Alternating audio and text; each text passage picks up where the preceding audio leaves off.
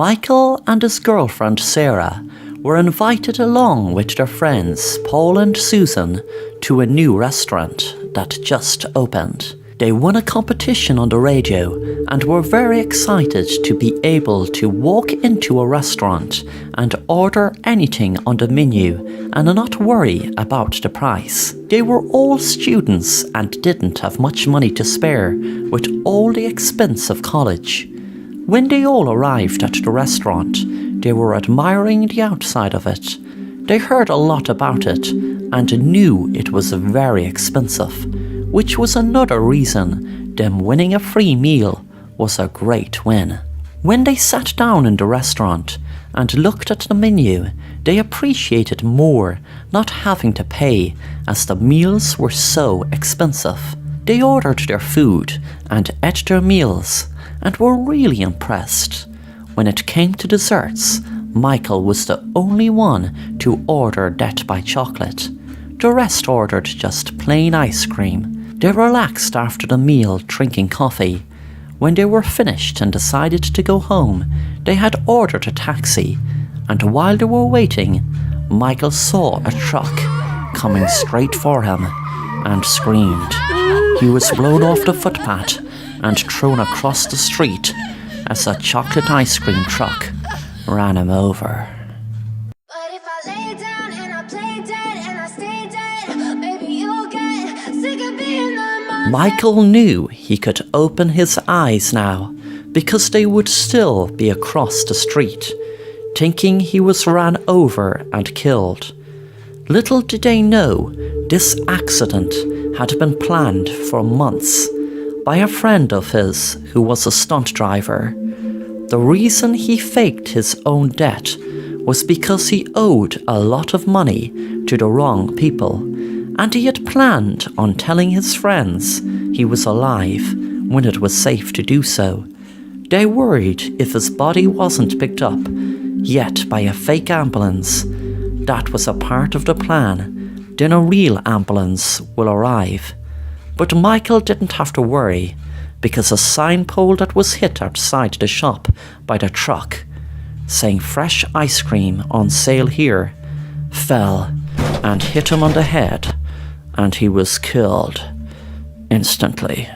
But if I lay down and I play dead and I stay dead, maybe you'll get sick of being the monster out of my head, under my bed. Think you're something out of my nightmares. See me right there. But if I lay down and I play dead and I stay dead, then will you get bored of killing me? Silhouettes of you are like a taunt. Thanks for watching The Assassin Rapper, and if you want to stay up to date on new content, then please subscribe and be sure to hit the bell to be notified on new content.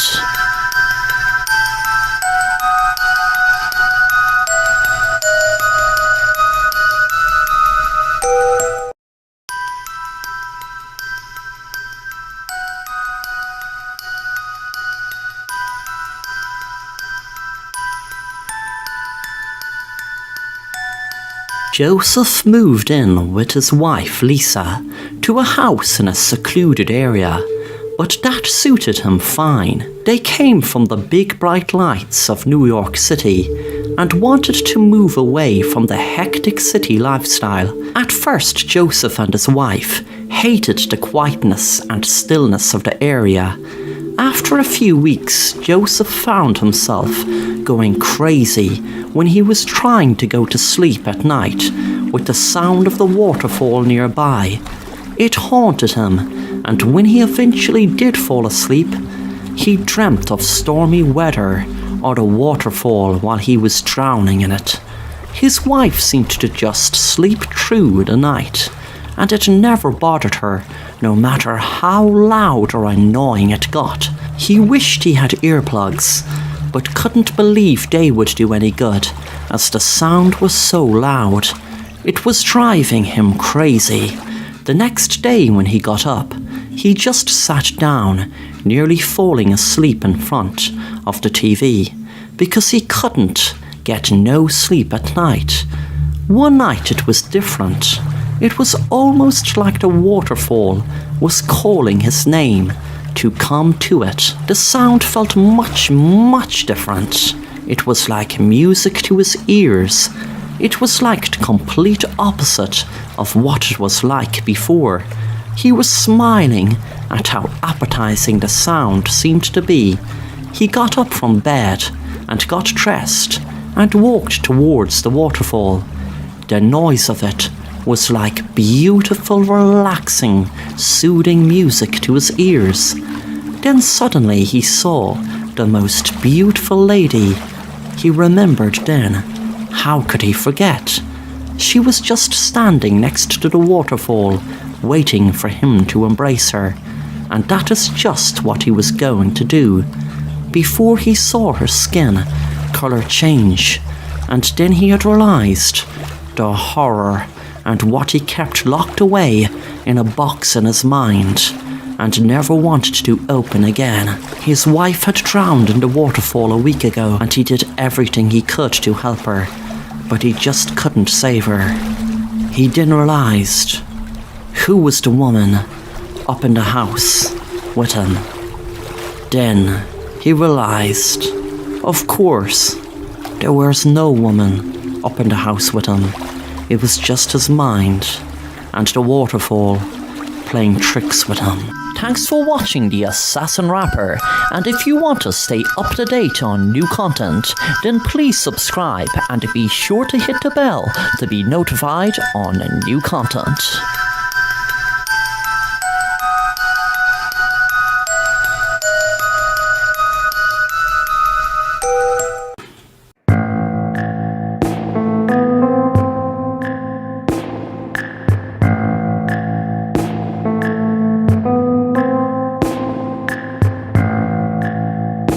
Patty was exhausted from a long list of job interviews she had to conduct today. She sat down relaxing, watching TV with a cup of coffee. She wondered, was it a mistake having a cup of coffee, as it would more than likely keep her awake all night. She needed something to calm her nerves anyway, as her day was hectic, so she decided to enjoy her cup. Suddenly her cell phone rang. It was a private number, which she usually never answered, but something told her to answer the phone. When she did, she heard a familiar voice. "Hello, Patty," a woman said. Patty said, "Hello, who is this?" The woman said, "Patty, this is going to come as a shock to you, but you are in grave danger. Please don't say anything for a minute. I am your future self. You are in grave danger because I am speaking to you from the other side. I can't show you myself because if you see yourself dead, it will affect a lot of different things. You need to look in your attic right now. There is a ladder in the hall that you were using to paint the hall. Now what I need you to do to stay safe is climb that ladder, look to see is there a device like a bomb in your attic, and trust me, it will be there. It should be detonated in 5 minutes, but I'll tell you how to safely dispose of the bomb. Don't worry. Don't try to get out of your house, because the house is rigged. If you try to leave by window or door, it will activate the bomb. Please don't waste any more time. Do it now." Patty was in shock when the person hung up. She wondered, well, she knew it had to be some sort of prank. How could her future self be talking to her? But just in case there was something to it, because she did have an open mind, she got the ladder and put it under her attic. She climbed the ladder and put on the light and took a look around. She got a shock when she saw in front of her the person she refused an impersonation job for, a new show on the local TV channel.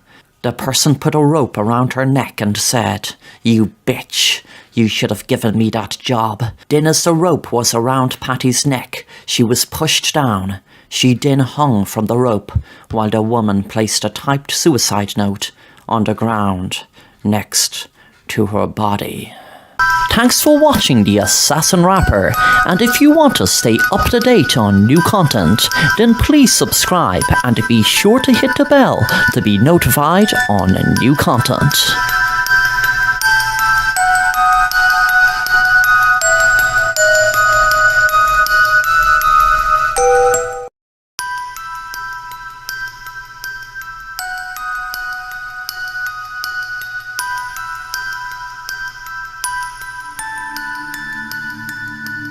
Tony was lying on the operating table after being in a near-fatal accident. The doctors were performing an emergency operation on him, and they knew that he was dying, but they kept trying to save him. God knows enough people died in this hospital lately, a doctor said.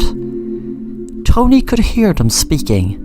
Suddenly he heard one of the nurses say, "We have lost all vital signs."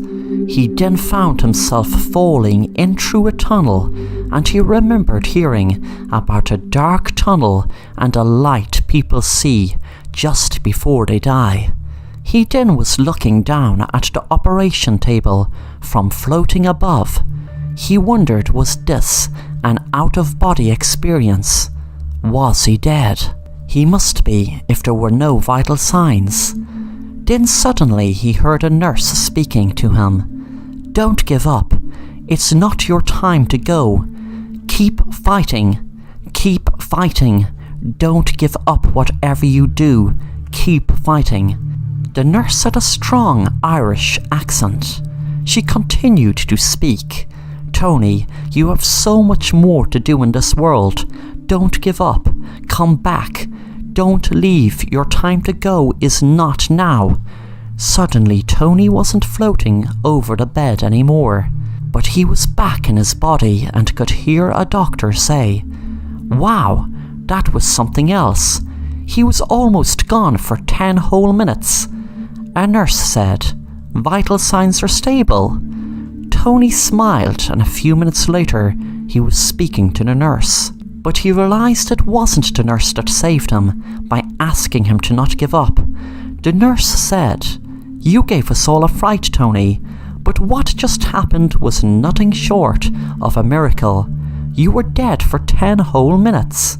Tony said, "Could I please thank the nurse with the Irish accent, please? She kept telling me don't give up, and that is what made me pull back from crossing over." The doctor said, "Tony, there is no one here with an Irish accent." "Well, luckily we don't have the nurse with that accent around her anymore." Tony asked, "Why? What's wrong with her?" The nurse said, "The only nurse around here with an accent from Ireland was this crazy woman. She murdered 14 of our patients, and when she was found out, she shot herself in the head. Just before she did shoot herself, she started rambling on about she would make sure we all pay for getting her caught." Suddenly the woman froze, and the doctors, when the nurse with the accent from Ireland appeared and said, "I made my penance after I killed those patients, and I proved it by bringing this patient back to life. But as for the doctors and nurses, who were the reason I was caught experimenting with murder, well, that's a different story. Within 2 minutes, everyone in the room were killed besides Tony. Soon after, the police were called, and Tony was arrested for multiple homicide of the nurses and doctors that were killed by the ghost of the nurse who saved him. Thanks for watching The Assassin Rapper, and if you enjoy the content, then make sure to subscribe and hit the bell to be notified of new content.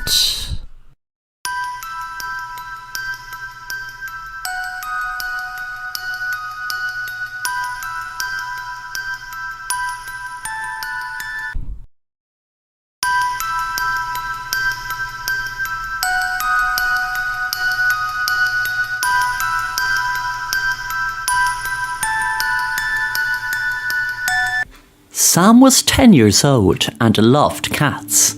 A few years ago, unfortunately, the only cat he had was ran over by a car on the road outside his house.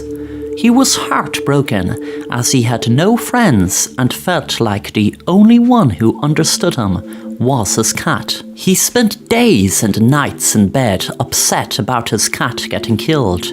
One day he was walking in the woods when he came across a woman dressed like a witch, standing in front of a cauldron. He wondered why she was dressed like a witch when it wasn't even Halloween for another few months.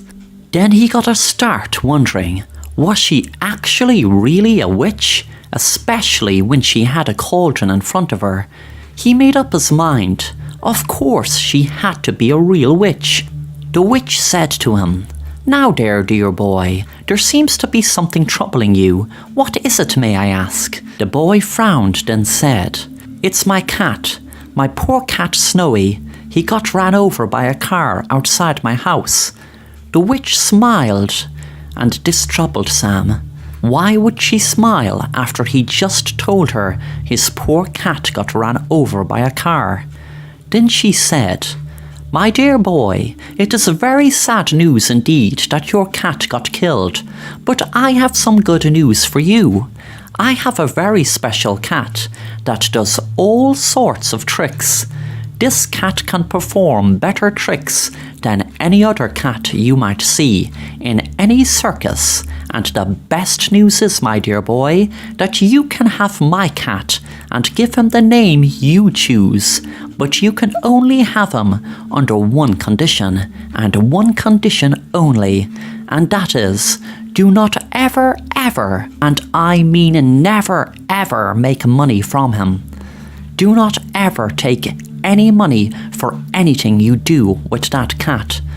Don't accept any offer from anyone. If you abide by that rule, the cat is all yours. But if you don't, well, just put it this way, my dear boy. I warned you."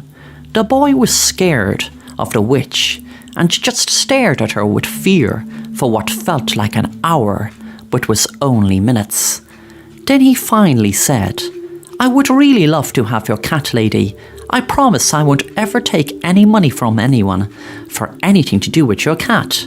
The witch smiled and said, "Well then, my dear boy, the cat is all yours." Suddenly a black cat came out from behind the cauldron and walked up to Sam. Sam was so happy to have a cat again and wondered what tricks he did exactly. As the months went on, he found out more and more. Word got around town of the cat having amazing skills in so many different areas. It was known to be able to jump at unexplainable heights and so much more. Videos of the cat started going viral, but Sam stuck to his word and didn't earn any money from his cat. He turned down countless offers. One man in particular was a multi-millionaire with a huge empire made up of cat clothes, food, events, and so much more around cats. The man was called Harry Dean. He made the boy an offer of $5 million for his cat. Sam declined. On the day the man gave the cat his most expensive cat food, that cats absolutely adored the world over, but the cat wouldn't touch it. He practically turned his nose up to it. He went up to the boy instead and started eating his cheapest cat food he could afford from the local mall. Sam's parents couldn't understand why Sam believed the crazy old woman in the woods, pretending to be a witch. They kept trying to get him to make money from the cat.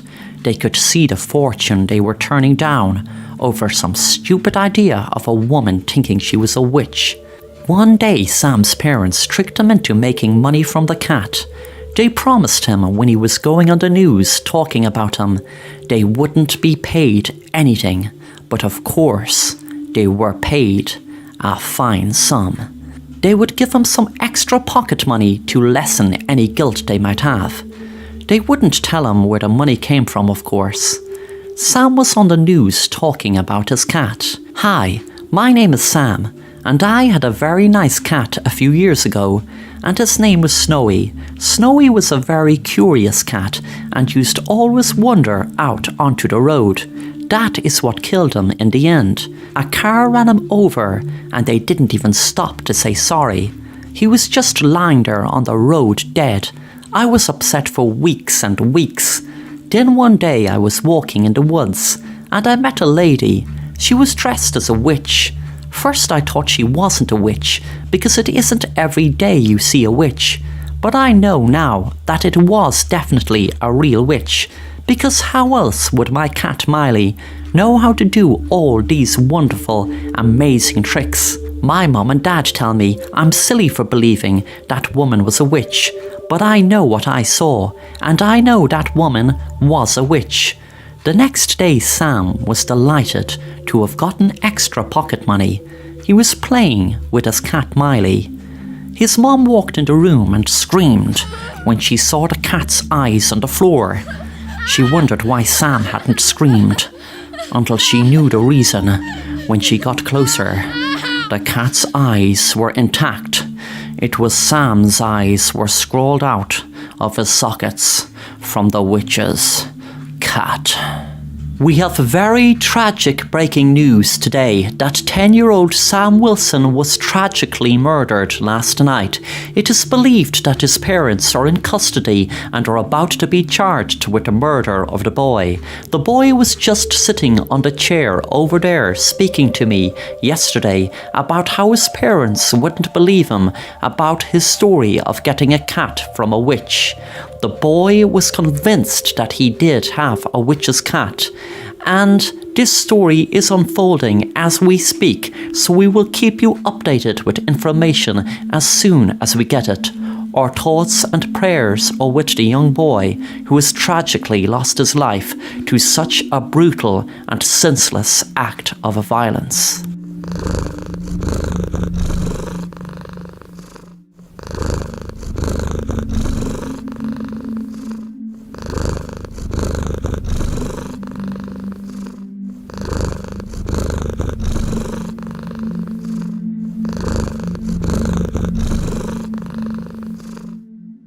Thanks for watching The Assassin Rapper, and if you want to stay up to date on new content, then please subscribe and be sure to hit the bell to be notified on new content.